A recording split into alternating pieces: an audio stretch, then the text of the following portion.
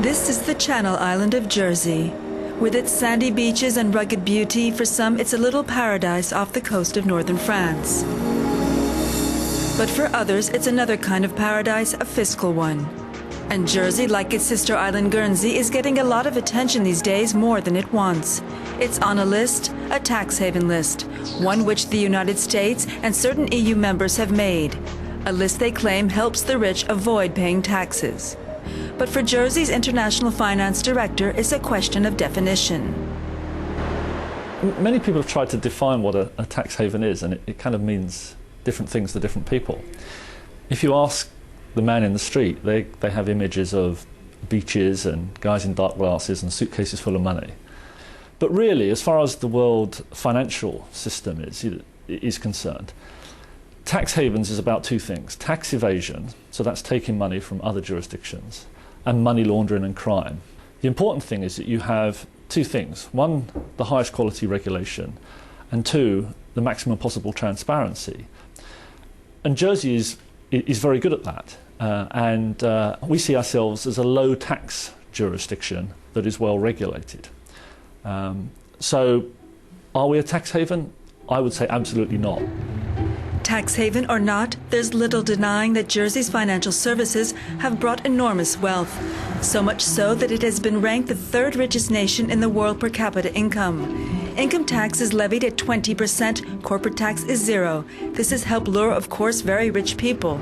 It's estimated that Jersey houses more than 500 billion euros in offshore banking deposits and investment funds. Jersey is semi-independent with its own currency, government and tax laws. It belongs to the British Crown, but it's not a member of the EU. Nick Lecornu, who ran for government and lost on a platform of political change, says Jersey's history is the key to its current financial wealth.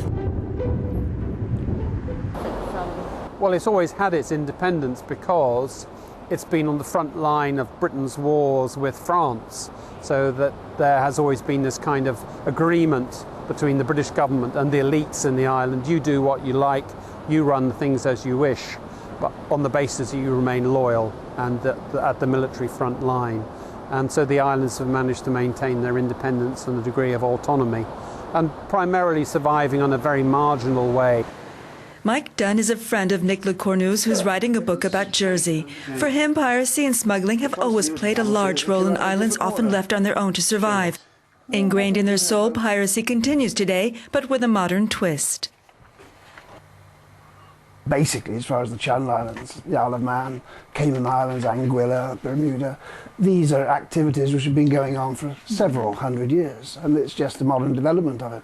And it fits in very well with the idea of globalization. It's very handy that you have these strange little island communities all around the world which have got strange constitutional relationships.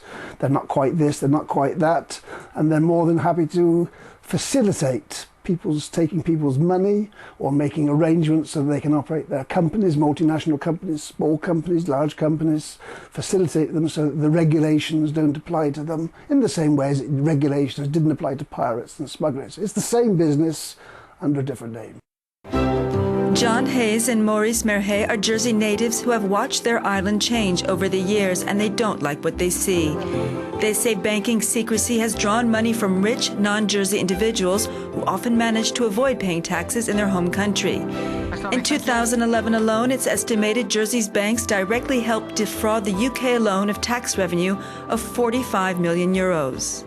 Jersey became a huge, huge centre for investing money and getting interest and not having to declare it. Now the rest of the world have caught on that there's a huge bleed of finance from the infrastructure of countries, be it Kenya or Nigeria or America or England or France even, just as Liechtenstein was doing the same thing to Germany. So there's pressure now. The British government is being pressurised by the EU to do something about it. So not only are they looking at us and coming up with regulations and inspections, and we've got one coming up soon, but England also are making noises about money invested in Jersey without the interest being declared. Cyprus, you were guaranteed Even if tax evasion is stopped, John and Maurice worry about Jersey's future. Agriculture and tourism, once the backbone of the island's economy, account for only 1% and 3% of its GDP. Financial services account for over 50%. And for Jersey's chief minister, being on the tax haven list is unfair when there are bigger fish to catch in the tax evasion sea. Sometimes we feel a little bit that we're unfairly tarred with the brush of some other less reputable places. Then we're reassured with people like the Secretary General of the OECD, who said recently at a European meeting that people like the Channel Islands ought to be praised because they are demonstrating openness, they are demonstrating cooperation, and we need to separate those sort of people from the bad guys. Jersey's government believes it will soon be taken off the US-EU tax list. But the rising tide of global recession is not good news for an island which has put all its economic eggs in one basket. Around a quarter of Jersey's population of 90,000 already live below the EU poverty line. Leva Hodgetts is Belgian but married to a native from Jersey. She chairs the Time for Change political movement. They don't seem to realize that what's actually happening is that somebody is blowing up this huge balloon. But anyone who's blown up a balloon before knows that at some point it'll burst. And for some reason people don't seem to be aware of it. The government is very quick to say, like, no, everything's fine. Jersey is not in a recession at this particular moment in time, whereas shops close, people lose jobs, and everybody goes like, if that's not a recession or signs of a recession, then what is? It's estimated that annual worldwide tax revenue lost on undeclared income from offshore wealth is about 240 billion euros. But in Jersey, there's a consensus that unless the world's biggest economies put some actions behind their words, little will change. If we look at the current crisis, all of the problems have arisen primarily in mainland US, mainland Western countries. We don't have risky investment business here in the banks. And so we are well placed. We provide 100 billion of funding into European capital markets. So we're part of the solution, not part of the problem. Monaco, Switzerland, Luxembourg, Liechtenstein perhaps, will never change. And if they do change and comply, then you've got the Canary Islands, you've got Dubai coming up now, you've got Singapore as a tax. You can never, ever have a level playing field. It's an impossibility. If there's money to be made, they'll make it.